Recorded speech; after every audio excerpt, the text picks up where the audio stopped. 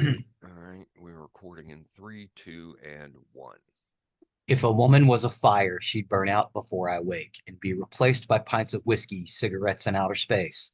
Then somebody moves, and everything you thought you had was gone to shit. Well, we've got a lot. Don't you ever forget that. Whatever. Welcome to episode 139 of Nerdery Murdery.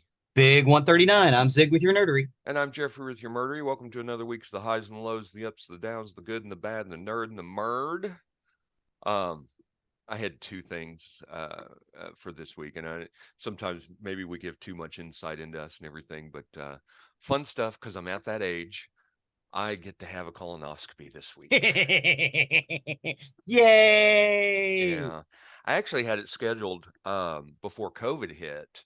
Mhm. And then COVID hit and they canceled all they considered this an elective Yeah. procedure and it got canceled and I've just never gone back to it. I saw my doctor last week and she said, yeah, you need to get one. And I went and saw this doctor here and I was really shocked because I went in on Thursday, I guess it was. And Uh-huh. they said, yeah, we can get you in on Wednesday. What? Oh, wow. So quick? So Well, not many people are lining up for that sort of thing, sir. no, no. I mean, I've heard the procedure is the easy part. It's the prep up to Uh, it, which is supposed to be Oh, pretty where you have to take potassium citrate and crap your brains out. yeah, whatever it is.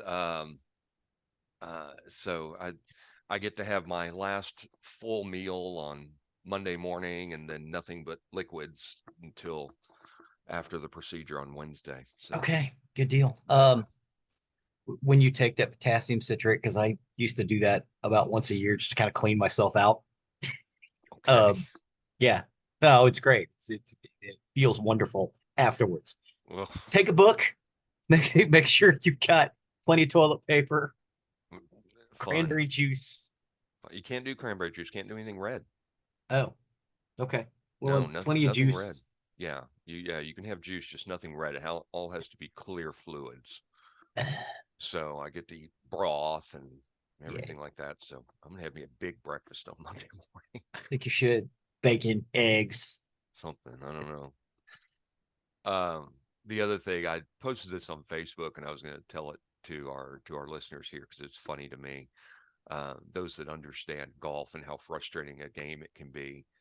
Uh, I was golfing by myself earlier this week, and um, I was on hole 5, and I hit a really good drive, but I hit into the trees and was kind of buried in there, and took out my 3 wood and knocked just a solid shot, but then it hit a tree and bounced over to the ninth green or ninth fairway.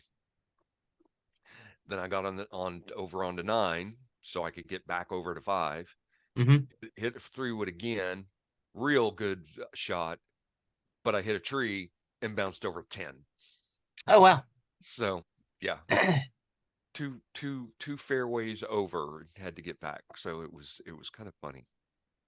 Okay, wait. Do you have to count that when you get to nine? No, Okay, no, all right. Well, there you go. that It all only counts counted for on 5. five. No, once you sink the ball into the cup, your score's over for that hole. So when you start and you don't start counting again until you drive on that particular hole. So anyway, it was just funny to me. Funny stuff. So you got anything before we get into it? Yeah, well, me and the kiddos went roller skating this last weekend. That Saw was that. awesome. Yep, Saw that that. was awesome.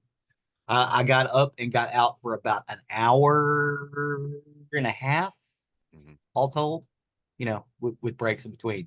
So yeah, my legs are getting stronger now. Cool. Still can't remember how to backward skate. I think the last time I backward skated was at your birthday party 20 years ago. Was that 20 years ago? Oh At my God. least, Yeah. yeah. I I can still do it. I'm pretty sure I can still do it. It's almost like riding a bike. I think getting Yeah. back on roller skates, it hurts more when you're older. It hurts the Yeah. ankles and the Knees. legs and the Yeah. knees and everything like that. Yeah. Yeah. The inner calves, the inner knees, the inner thighs. It's just painful. Let's get exercise. and I didn't Yeah. fall. So Well, that's good. yeah. It hurts much more to fall at our age. Yes, yes, it does. Yes, it does. It's funny, when years ago when I didn't live in Fort Worth and I used to visit my Mima, she would take us down to the Tandy to the ice skating rink, and one of the things she always said is, well, if you fall while you're ice skating, you already got ice on it. So, Yeah, that's awesome. so anyway, so with that, I'll let you take over on the nerdery side of the house. Excellent. Today for Ep.139, we're doing 10 more indie songs for your playlist. And when I say indie, 6 of these bands have not been signed yet. Okay. The first one is Ghost Daughter. Ghost Daughter, or Naomi, is a musician just breaking out. This They made a cover of the song, and it's getting a lot of hits. As a matter of fact, when you pull up the song, and the song is Broad Ripple is Burning. Um, they actually come up first. So it's Ghost Daughter, Broad Ripple is Burning. They've been doing mostly coffee house dates in Asheville, North Carolina. The original song is by Margot and the Nuclear So and So's. It's off the band's first full album, The Dust of Retreat. It was released in 2005 through Standard Recording Company. It was remastered and re-released in March 26, 2006 by Artemis Records. Style was described by Mackenzie Wilson as cinematic chamber pop that both the casual music fan and music perfectionists will enjoy. Um, I will say this: I went out and heard the original "Broad Ripple Is Burning." It's not as good as Ghost Daughters. Ghost Daughters' version of this song is haunting, haunting. What did you think about Broad Ripple Is Burning? I thought it was kind of alt country. Yes. Um, I thought the song was okay, not great. I didn't really like the singer. I kind of found him whiny. Uh huh. Um, I felt like they were trying to be the old 97s. Okay. Um, but you confused me by having another band listed for this song by Margot and the Nuclear So and So's. That's And the so, original recording artist of the band.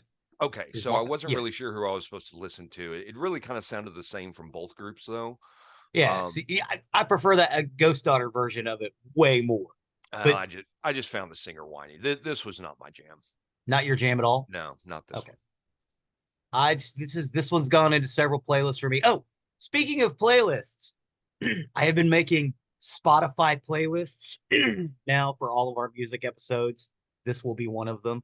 I've just about gone back and done all of them. So if you guys want to go out and listen to these songs and hear the episode, you can do that on Spotify now. So Cool. yeah. Um, in most cases, some of these indie songs are hard to get, like the episode 98, 99. A lot of those songs aren't on Spotify. You still have to hit YouTube for them. But I made a playlist of what I could find and different things. I just kind of put those together. The next song is Achy Bones by Ash the Ghost. This was released about a year ago. It's getting a lot of play on Spotify. Ashley Hartley, who is Ash the Ghost, hails from Buffalo, New York. Started recording with another person during the pandemic, Capo, as Star Theory. There is a Star Theory song in this list as well. But Achy Bones is getting a lot of play. There's about 1 million hits on it right now. On different platforms. It seems to be getting really, really a lot of play. And I want to say that Ashley Hartley was really inspired by the Smiths on this song. I mean, they're kind of even on the cover of the single. Homegirl's wearing a Smith shirt with a cast on her arm because it's called Achy Bones. But the music is not Smithish. Smithish, is that right? Does that sound good? Smithy? Uh, Smithy, yes, it's not Smithy, but the lyrics kind of are. The music is something altogether different. I really really loving this. What did you think about Achy Bones by Ash the Ghost? Thought it was catchy music, but just kind of so-so for me. Again, and it was another song that I thought was okay, but not great. Okay, but not great. Now this was one I wouldn't add to my playlist. It was kind of catchy, but Kind of catchy, yeah, little poppy, little yeah. a little bit. The next one is She Likes Girls by Dexter and the Moon Rocks. Dexter and the Moon Rocks from Abilene, Texas. They've carved out a unique niche in music scene with their innovative blend of Southern alternative red dirt country and alternative rock, creating a genre that fans affectionately call Western space grunge. And I think the word fits. The band consists of lead vocalist and rhythm guitarist James Tufts, lead guitarist and vocal harmonizer Ryan Anderson, bassist Ty Anderson, and drummer and vocal harmonizer Fox. Uh, they combine influences from a wide range of artists, including Foo Fighters, Pink Floyd, Rainbow Kitten, Surprise, and Whiskey Myers, to produce a sound that is both earth-shattering and introspective. I got turned on to these by another one of the Lost Boys, Ethan McKay. Was like, oh, you got to listen to Dexter and the Moonrocks. You're gonna love them. They're called Western Space Grunge. And what's amazing is these guys released this song a couple of years ago. 1 year ago today, they were all working regular jobs. One was in school. One was working at uh, a storage rental place. One was working at a gas station, and another one was pouring concrete. 1 year ago today, but now they're working as full-time musicians. I love these guys. They've released quite a bit in the last 4 or 5 years, and they're just incredible. What did you think about She Likes Girls by Dexter and the Moon Rocks? Um, no, not it's just no. I didn't like the singer. This was another one. They were very whiny. Mm-hmm. Um, and the instruments in it were just kind of okay. Okay. I guess space grunge is not going to be something for me. Western Space Grunge. Yeah, I don't think so. I don't like whiny singers. I really don't. Um, and so this one just I just couldn't stay with this one. Okay. The next one is actually an older song. This one's not new, but I've been wanting to put this in a list for a while. It is Joy by the Lightning Seeds. The Lightning Seeds are an English rock band formed in Liverpool in 1989 by Ian Brody, formerly in the bands Big in Japan, Care, and Original Mirrors. It was originally a studio-based solo project for Brody, but the Lightning Seeds expanded into a touring band following Jollification in 1994. The group experienced commercial success throughout the 90s and were known for their single Three Lions, um, which reached #1 in the UK in 96. 2018, with a reworked version of it, also reached a top spot in 1998. This is their debut album. So basically, this was just Ian Brody by himself. It was called Cloud of Cuckoo Land. It was released in 1990. Pure was the band's first hit in the UK and their only top 40 entry in the United States. They also released Joy as a single in the UK, but they didn't release it over here, but it did play on the indie stations. This is one of those tunes I've been listening to for years, and I'm like, I'm surprised most people don't know this. Um, but it's just one of those that kind of slipped away. I kind of wanted to include it in this. What did you think about Joy by the Lightning Seeds? I like the opening of this one quite a bit. Overall, I thought it was a pretty decent song. I didn't think it was great, but it was good. Mm-hmm. I enjoyed listening to this one. Yeah. This was a good pick. Yeah, it's kind of got a almost like a Cocteau Twins kind of feel to it. It's just Yeah, ethereal and nice. yeah. Yeah, I really do like Joy. It's one of those ones that I've been listening to it for years. It's just like, oh, don't people more people don't know the song. They know some of the others. Um, Slowing Down by Scarlet House is the next song. This is an emerging art rocker. Uh, they're impressive with a moody single called Over. I actually prefer Slowing Down. It's about a year and a half old. Over is brand new. I think it came out like this week. Um, Scarlet House is from Charlotte, North Carolina. It's a one-man band pulling inspiration across every genre to form a new lane, the scene of alternative rock. He manages to create his own unique sound while drawing inspiration from alt rock and shoegazing from the 90s and the 2000s.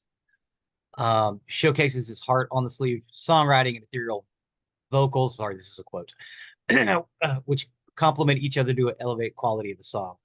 Over is a song about unrequited love. It explores the length a person will go to fit a mold that someone has designed. Slowing Down was released in January of 2023. Again, I prefer slowing down to over. Over also is great. I've been using a lot of uh, Scarlet House's stuff in our TikToks recently, just because I like the feel of it. It's good background music. I actually like the songs too. What do you think about Scarlet House? This is a good song. The more the song went on, the better I liked it. Uh-huh. Really, really nice instruments and the singer. Overall, really, really good. This was a good choice. I like this song. Yes, yes, I like Scar. You should listen to more Scarlet House because it's got that kind of. I don't want to say, well, okay, it does. It has a New Order feel to it. You know what I Hmm. mean? Hmm. But his vocals are better because Bernard Sumner's not a great singer and never has been.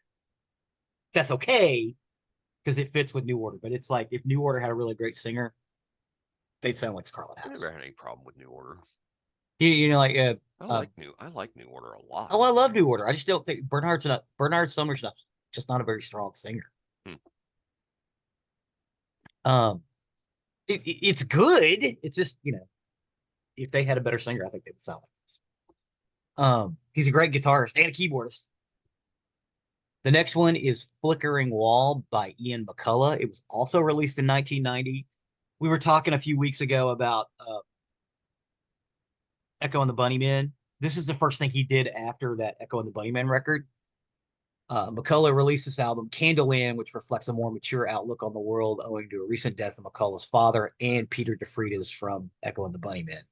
It peaked at number 18 on the UK album charts and yielded two modern rock tracks with Proud to Fall and Faith and Healing. Um, Flickering Wall was an album track, but for some reason it kind of took the the indie scene in DFW by storm, and it played a lot on our indie record playlist. And not just like The Edge, it also played on like KTCU and KUNT and some of the other stuff. Um, but it was released in September of 1989 um, to generally favorable reviews. But the other songs are okay. Flickering Wall is my favorite on this album. I think it's great. Um, what did you think about Flickering Wall? I, I thought this sounded like any number of alt rock bands from alt rock music from the '80s. I didn't think there was anything really original here. Mhm. And honestly, go back to Echo and the Bunnymen. What he I did. Yeah, he's way better with Echo and the Bunnymen. I just didn't find anything original here. Okay. Not bad, just not good. No. No. The next song in the list is Too Late by Star Theory. Again, Star Theory is a band started by Capo and Ash the Ghost. They're roommates in Buffalo, New York. This song was released in mid 2023, so this song's only about 6 months old. It's Star Theory. Star Theory is not as big as Ash the Ghost is right now, but I kind of love this song. Um, it's got a lot more rock to it than some of the other Ash the Ghost stuff, and you still get to hear her vocals, which I really, really like. Um, so what did you think about Star Theory? This one Too was Late? probably my favorite of the list so far. I Mm-hmm. like the music a lot. Really like the Yeah, singer. This is a good one. yeah, This was playlist for sure. This is yeah. another good choice. Star Theory. You I should like check out this some more one. Star Theory. I like And this one a again, lot. it's that Ash the Ghost girl from earlier in the list with her roommate Capo, and I couldn't get a whole lot of information on Capo. Right now, it's And that's interesting because I didn't find this one to be whiny. yeah, but same singer. Um, Interesting. they this song right now on Spotify has less than 1,000 hits on it, and I don't know why because this song should be on indie radio right now. You know what I mean? This has indie radio written all over it. And I don't know why they're not playing it. So, but you guys can go out to our Spotify and find Nerdery and Murdery Ep.139 and hear it in a list and the episode if you guys want to. So, yeah. The next song in the list is Downtown Train by Tom Waits. I could not remember if we have covered this song before. And if we No, haven't, shame on me. we haven't. Downtown Train is a song by Tom Waits released on his album Rain Dogs in 1985. The promo video for the song was directed by Jean-Baptiste Moldino and featured boxer Jake LaMotte. Rain Dogs is the ninth studio album by American singer-songwriter Tom Waits, released in September of '85 on Island Records. A loose concept album about the urban dispossessed of New York City. Rain Dogs is generally considered the middle album of a trilogy that includes Swordfish Trombones and Frank's Wild Years. This song was covered by Rod Stewart in the late '80s. That it got a lot of play, but in comparison, oh my God, this song's a torch song by Tom Waits. It's beautiful, and the Rod Stewart version just isn't that good. Like the lyrics are still good because he doesn't change anything, but it's more of a pop song. I just don't care for it, which is weird because I always thought the lyrics are great, and it was years before I realized this originally was a Tom Waits tune. What did you think about Downtown Train by Tom Waits? Sounds like Trey Parker is singing this song from South No, Park. it's Tom Waits. Seriously, I didn't like this one at all. Seriously, is this Trey Parker? Is this a South Park song? No, it is Tom I, Waits. It is Tom I Waits. couldn't get over it as I'm listening through it. I'm like, my God, Maybe this on a he sounds like. downtown train. Go listen to it again and think about Trey Parker while you listen to it, Okay. because that's what it sounds like. Yeah, okay, a little bit. I think Trey Parker was trying. That was K3. Thanks. I got bunny ears. No, I think Trey Parker, when he's singing, he's trying to sound like Tom Waits. Maybe. When he's singing in that voice, I think Yeah. he's trying to sound like. Okay, yeah, I can see Uh-huh. it. But I think it's the other way around. Listeners, go listen to a South Park song sung by Trey Parker, and then go listen to this song. You're going to think it's Trey Parker singing. It is not. It is Tom Waits, and I love this. But again, there is a version by Rod Stewart. It's a pop version. The lyrics are okay, but he just kind of killed the song, in my opinion. Let's see. The last song is "Static" by No, Still Core. you got one before that. Blue Moon Revisited. Blue Moon Revisited. Mm-hmm. Did I screw up my notes? Oh, I sure did screw up my notes. Oh, that's right. Okay. Yes, Blue Moon Revisited by Cowboy Junkies. We haven't talked about this one either, have we? Nope. Nope. Okay. This is one of the ones that's been in my playlist for a long time. Cowboy Junkies are an alternative country band and folk rock band formed in Toronto, Ontario in 1985 by Alan Anton, Michael Timmins, Peter Timmins, and Margot Timmins. The three Timmins are siblings, and Anton worked with Michael Timmins during their first couple of bands. John Timmins was a member of the band, but left the group before the recording of their debut studio album. The band lineup has never changed since, although they use several guest musicians for many of their studio albums, including multi-instrumentalist Jeff Bird, who has performed on every album except the first. Now, the Trinity Sessions is the second studio album by Cowboy Junkies. It was released in 1988 by Leighton Records in Canada and re-released worldwide later that year on RCA Records. Working on a Building and Blue Moon Revisited song for Elvis do not appear on the Leighton record release. Blue Moon Revisited was originally released on It Came from Canada Volume 4, a compilation of Canadian independent bands. Cowboy Junkies. So they were not real big until they released this Trinity Sessions recording, which is all covers.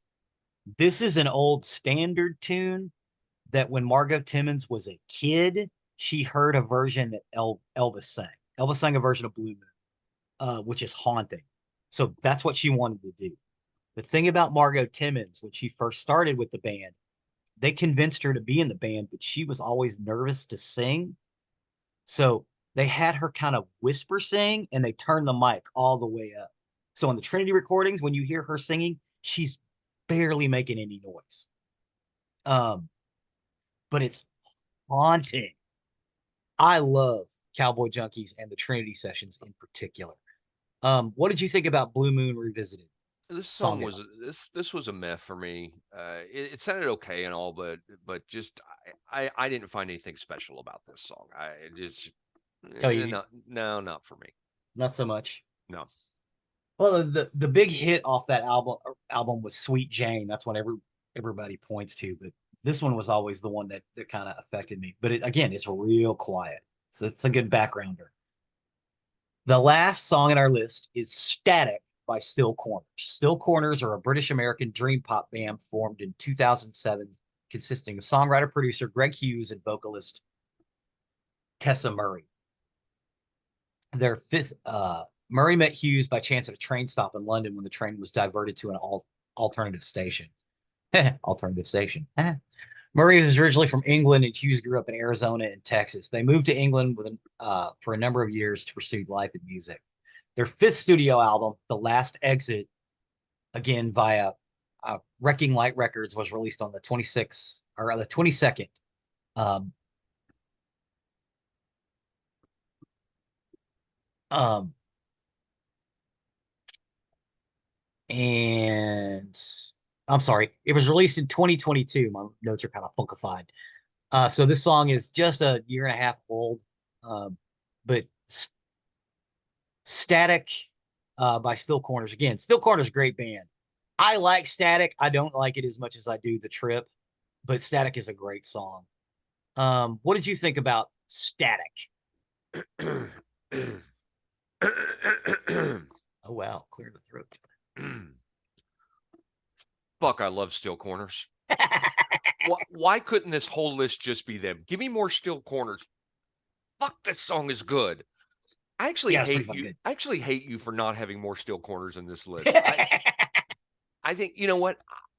I'm just going to quit this episode and go listen to more Still Corners. That's what I I'm think going you to do. should listen to more Still I, Corners. no, And Star Theory. You should listen to Star Theory no, too. seriously, I hate you. I hate you with the fires of 1,000 hells. I hope you die in a fire from some weird disease. Wow. I love Still Corners. I love this song. I mean, The Trip is definitely my favorite. Yeah. But I've listened to so much Still Corners, and then this popped in. I was really happy to see more Yeah. more of them. Yeah, this song's right at Absolutely, a little over a year old. So absolutely love this song. I do not understand why their name is not bigger than it is. They yeah, are a great, great group. that's what this list was about. It's like, hey, there's a lot of bands in here that are really, really great, that more people need to listen to. Like Still Corners, like Star Theory. And again, I would argue Dexter and the Moon Rocks, but you're not a fan of Western Space Grunts. Right. Um, but yeah, I like all of this stuff. This all every single song here is in heavy rotation in my Spotify. Well, I think people need to get out there and spread the word on Still Corners because Yeah. they're amazing. Yes, we should evangelize for Still Corners. They are great. Absolutely. Absolutely. I would love to see them in concert. I can't get enough. And after I got this list and went through all this, I went to back to the album with The Trip on it, and I just had Mm-hmm. that playing over and over again during Yeah, my work that's a day, and it was just that's a good great. album. Yeah. Love me some Still Corners. Yep. Awesome. Well, that's about it for the nerdery side. Cool. Um, Thank you for going down that trip with me. And again, listeners, get out there and listen to some of this stuff. No, and I Um, appreciate it. I think everybody should go out and take a listen to the list. See what you think about it. Give us your comments. Let yep. us know. Let us know if you agree with Zig, you agree with me, whichever. Listen to more Steel Corners. Yeah, That, that, we that's what both I agree take out you of that. should listen to Steel Corners. Yeah, They're incredible. yeah, yeah. I could do with entire lists of them, but go out Mhm. and give this list a listen and Mhm. let us know what you think. Yep. You can hit it on YouTube and Spotify. Awesome. All right, with that, we'll step over to the murdery side of the house. Murder. For today, I got my information off Medium, Wikipedia, Vocal, and all that's interesting. And this is the murder of Rebecca Schaeffer. Rebecca Schaeffer. Did you ever heard of this? No. I hadn't either, and I was surprised. And Wait a minute. you'll find out why. Rebecca Schaeffer. Is this the My Sister Sam? Yep, Okay, I have heard about this. yep, that's exact. And I had never ever Okay. heard of No, I have this. heard about this. It's just been a long time. Yeah, it was This is the reason we have stalking laws. yes, yes. I do talk about that. So Rebecca Lucille Schaeffer was born on November 6th, 1967 in Oregon, in the US. and was the only child to, it's either Dana or Dana, not sure, Dana Schaeffer, and a writer who's a writer, and Dr. Benson Schaeffer, who's a child psychologist. Her parents, whom she had been very close to, described her as a very intelligent child who could do anything she set her mind to. She learned things very quickly and achieved excellent grades at school. As a teen, Rebecca had attended Lincoln High School, which was a public school located in Portland, and here she proved to be extremely popular with her classmates without even trying. It was during her time here that she began to take an avid interest in drama and began considering her career as an actress, although she initially aspired to become a rabbi. Hmm. When she was 14, Rebecca also began modeling. She appeared in department store catalogs and television commercials around Portland. Um, in 1984, when she was 16, Rebecca's modeling agency, the Elite Model Management, sent her to work for the summer in New York City. But with her parents' permission, she decided to stay in the city to pursue her dreams. Despite her young age, her parents trusted her completely to make the move alone. Rebecca thrived in the big city and began and set to work immediately, attending auditions and trying to find acting work. And while in New York, Rebecca attended professional children's school. It wouldn't take long, and she landed her first television role on ABC's soap opera One Life to Live, and she'd stay on the show as a recurring character for 6 months. During this time, she also attempted to further her modeling prospects, but at 5'7" she was considered too short for high fashion modeling, and she struggled to find work. In 1985, she moved to Japan in the hopes of finding more modeling jobs, but still encountered difficulty due to her height and weight. And she returned to New York City and decided to focus entirely on an acting career. She did also work part time as a waitress to support herself. In 1986, Rebecca won a small role in Woody Allen's comedy Radio Days, but her character was edited out except for one brief scene. It was in the mid 1980s where Rebecca would earn her big break, a popular role on popular primetime television series that ensured she had become a household name. She appeared on the cover of 17 magazine, and this had caught the eye of television show producers who were casting for the comedy My Sister Sam, as we talked about. Pam Dauber. Yep. After being contacted for an audition, Rebecca won the role of Patricia Patty Russell, a teenager who moves from Oregon to San Francisco to live with her 29-year-old sister Samantha, after the death of their parents. Rebecca was now 18, and with no set place to live without guidance, she ended up moving in with her co-star, Pam Dauber, during her work on the series, and the two became very close, and Pam acted as Rebecca's mentor. Despite her rising fame, this didn't go to the teenager's head, and she remained grounded and loved by all who came into contact with her. Rebecca was idolized by readers of 17 magazine and was featured on the cover of the March 1987 issue. My Sister Sam was initially a hit, ranking in the top 25, but it was canceled halfway through its second season in April of 1988 due to falling ratings. And this was mainly due to the fact that the show's time slot was moved to a Saturday at the same time as the hit show The Facts of Life.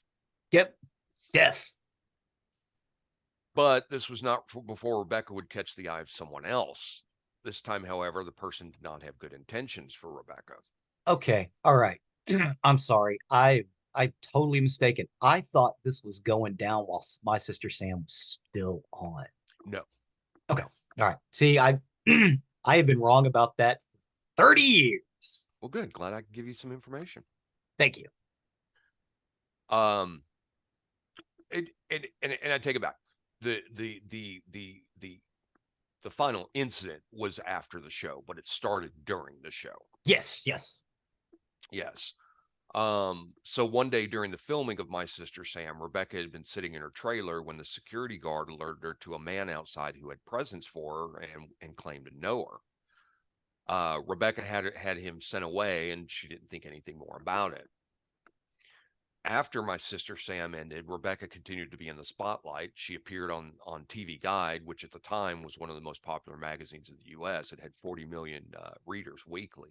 Yes, it did. She also did work as a presenter and had supporting roles in further popular TV shows.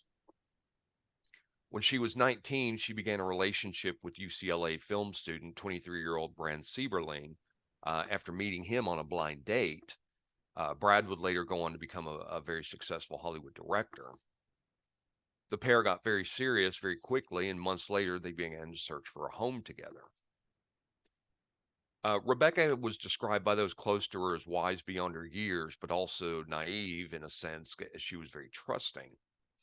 One day, while she had been answering fan mail and was excitedly telling a friend that her fans were telling how much they adored her, as well as confiding their problems to her, she told to her friend that she had been answering them back and been conversing with them. Rebecca didn't want her relationship with her admirers to be one-sided and felt a responsibility to reach out to them as they had done to her, but she would never have imagined the danger it was posed. Over in Tucson, Arizona, a 19-year-old man had begun a fixation with Rebecca.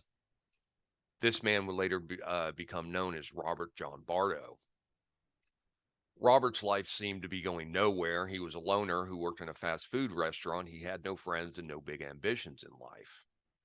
His childhood had been troubled, and he had a reputation of having threatened neighbors and schoolmates. He'd been picked on and abused growing up, and this had also contributed to his life as an outcast. Rebecca had first caught Robert's attention when he had seen her on My Sister Sam, and he later described that in the summer of '86 he had been watching TV when a commercial for the show came on, and this is when he'd first become enamored with Rebecca. He then went on to watch the show just to watch Rebecca.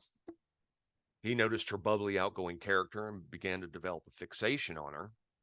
He began to watch everything that she starred in and would even videotape all of her TV appearances. Eventually, Robert began to write letters to Rebecca, and much to his delight, he once got a response. Unbeknownst to Rebecca was that she had clearly made a deadly mistake. In her response to Robert, she had sent a signed photograph of herself and had made the comment, "Yours was the nicest I got," in reference to his letter. In Robert's twisted mind, this had confirmed to him that Rebecca reciprocated his feelings. The admiration he now held for the young starlet had now turned into a full-blown obsession, and now he decided he needed to meet her in person. Robert had been previously obsessed with child peace activist Samantha Smith before she had died in a plane crash in '85 at the age of 13.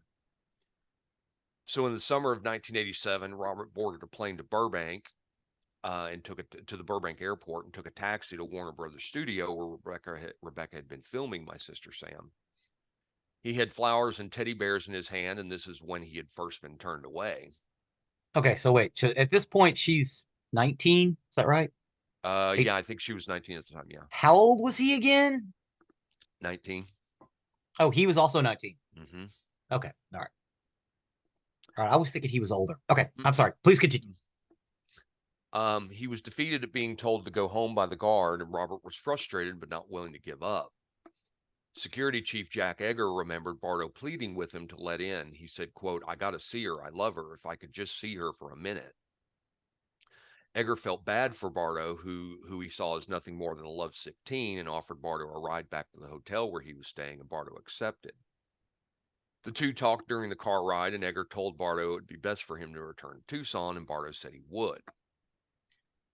Robert Bardo, though, would return a second time about a month later. However, this time he'd been armed with a knife.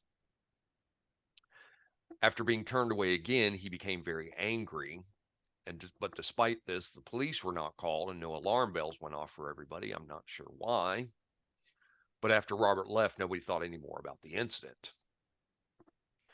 Robert did return back to Tucson and diverted his attention to various pop singers like Tiffany, Debbie Gibson, and Madonna for over 2 years, briefly losing focus on Rebecca. But by 1989, Rebecca, who was now 21 years old, had moved into her own home located at 120 North Sweetser Avenue in LA, California. She lived on the second floor apartment inside the English Tudor house. And that same year, she had starred in the black comedy film Scenes from the Class Struggle in Beverly Hills, in which she appeared in bed with another actor. After watching the movie, Robert became enraged by the scene, apparently out of jealousy, and decided that Schaeffer should be punished for, quote, becoming another Hollywood whore. Wow.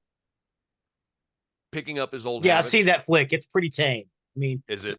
yeah. I've never seen it. It's pretty tame.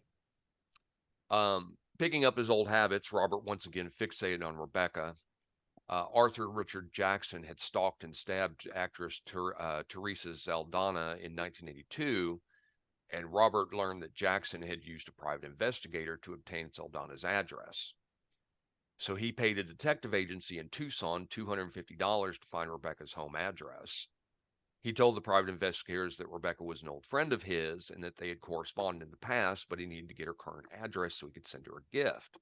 And all they did was access the DMV to get this information. Wow.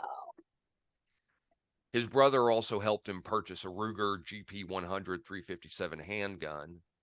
The owner of the shop refused to sell him one when he found out about Robert's history of mental illness, but his brother had no idea what this is for.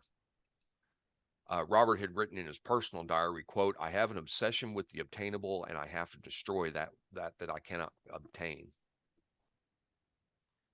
So Robert once again made his way to Los Angeles a third time and roamed the neighborhood where Rebecca lived, asking people if she actually lived there.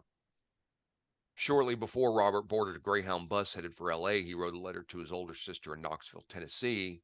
And in the letter he wrote, quote, "I have an obsession with the obtainable. I have to eliminate what I cannot obtain."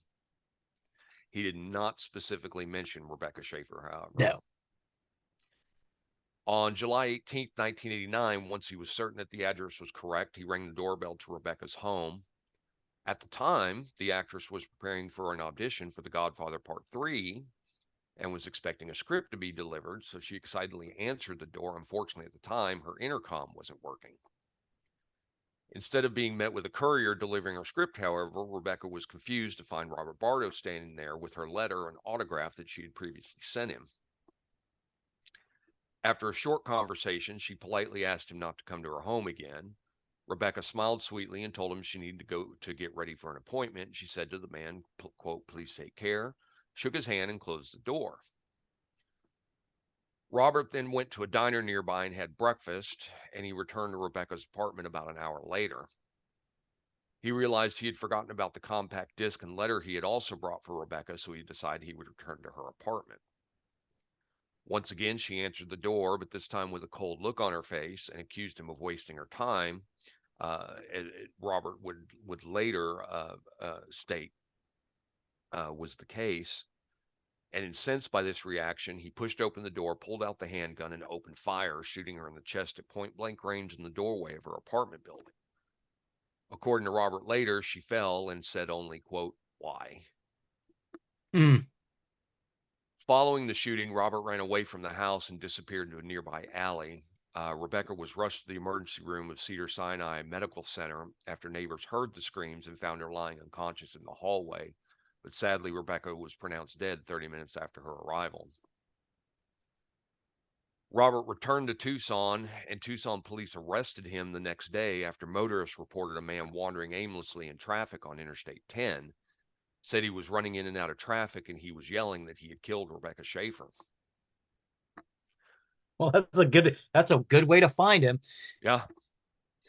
After he was picked up by the officers, he immediately confessed to the murder, and he was held on a $1 million bail. The Tucson police contacted the Los Angeles Police Department and told them that they were holding Robert John Bardo and faxed his photo over. The LAPD showed the photo to witnesses who had come forward saying that they had been approached by a man asking where Rebecca Schaeffer lived the morning she was murdered, and witnesses confirmed it was the same man in the photo. Discarded just blocks from Rebecca's apartment, LAPD found a yellow shirt, a gun holster, and a copy of The Catcher in the Rye, which kind of, we'll talk about that a little bit later. The LAPD also received a phone call from a Tennessee Highway Patrol officer. The officer informed them that Bardo's sister had gotten a phone call from her brother the morning of the shooting, and Robert had told her that he was just 1.5 blocks away from Rebecca's apartment at the time.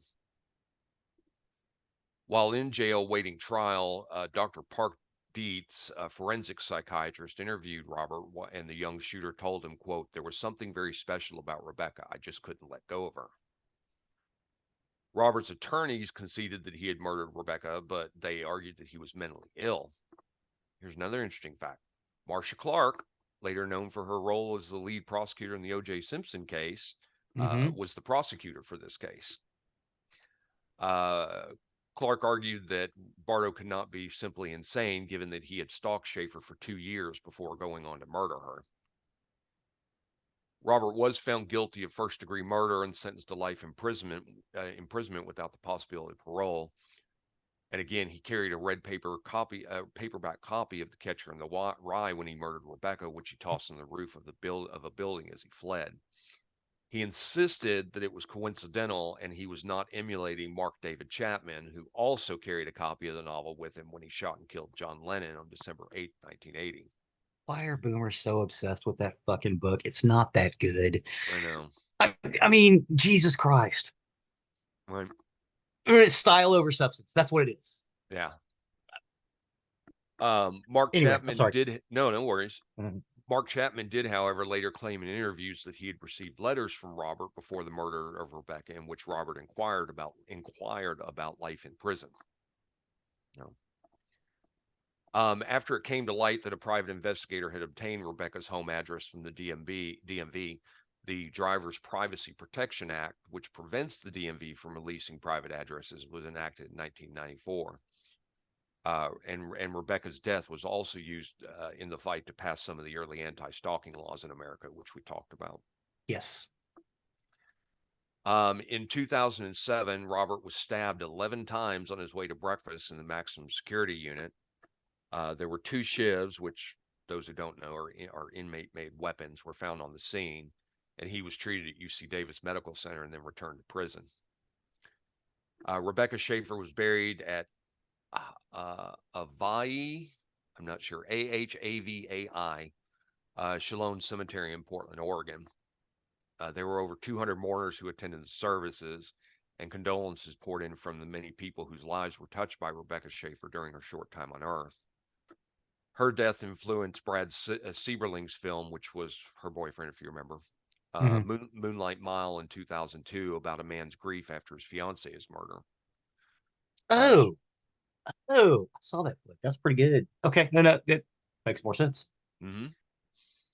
And shortly after Rebecca's death, Pam Dawburn and My Sister Sam's co-star Joel Brooks, David Naughton, and Jenny O'Hara filmed a public service announcement for the Center to Prevent Handgun Violence in her honor. Mm-hmm. As of 2024, Robert Bardo, now in his 50s, is serving his life sentence at the Avenal State Prison in Avenal, California. And that is the story of the murder of Rebecca Schaeffer. Awesome. Thanks for putting 2 and 2 together there for me, because for the life of me, I thought this was going on. This happened to her while they were filming My Sister Sam, and My Sister Sam got canceled because they couldn't go on. Right. No, it was after. So, it was like a lot after. Yeah. Yeah, no, it was canceled because it was just getting the low ratings and couldn't compete with Facts of Life. The initial incident started during the while she was still filming it, or how the chain of events, not the incident, how the chain of events started was during My Sister Sam, but it was after that the actual murder happened. So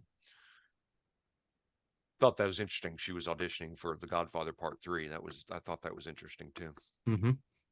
So anyway, thanks for taking that journey with me. Like I said, I had never heard of it before. I remember the show My Sister Sam. I had just never heard of this event. I subscribed to many different true crime websites and whatnot, and this popped up in my email. I was like, wow, this is an interesting Rebecca story. Schaeffer. Nice. Yeah. So anyway, thanks again. That'll take us to the end of another recording week. As always, you can find our information on nerderyandmurdery.com. That's our hub, our website, where you can find information on everything we talked about. Find links to the topics we cover, plus pictures relating to the topic that we covered as well. And you'll also find the link to our YouTube page, which Zig so often updates.